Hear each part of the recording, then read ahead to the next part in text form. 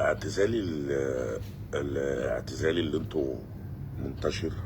احنا نعتزل ليه؟ او احنا اولا مش بنعمل حاجه غلط. احنا مش بنعمل حاجه غلط او حاجه حرام. ولو بنعمل حاجه غلط او حاجه حرام ربنا هو اللي هيحاسبنا مش للعبد.